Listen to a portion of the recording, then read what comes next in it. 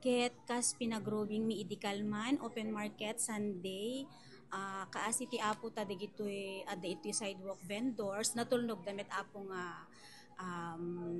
human namong kadetoy lotayo ta talaga nga maiparit iti aglako iti sidewalk at ang makakos iti traffic ken may sapay apo concerns met ti market at digiti nga min sidewalk ket awan talaga permit da ket kaasi met digiti aglaklako ta market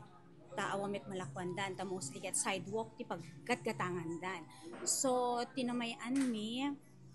pinaikat mi digijay adda itoy sidewalk kadagitoy siguro makabulan mi nga follow upin to digijay mangrugi kami ti bigat ti mga alas 10 tapos alas 4 met ti malemabo. Mano amin dagitoy na si tatayo ma'am. Mostly at damit siguro sa nga pulo kadagiti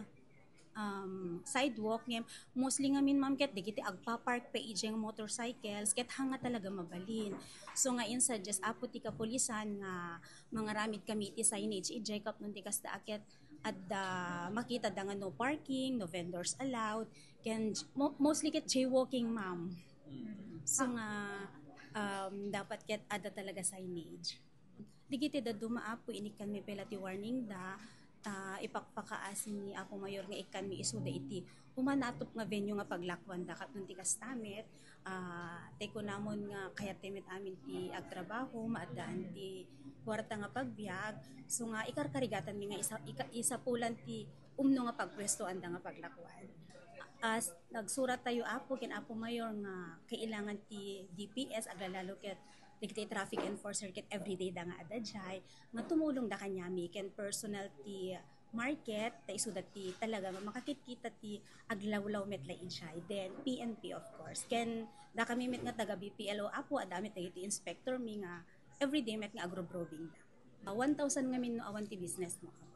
business permit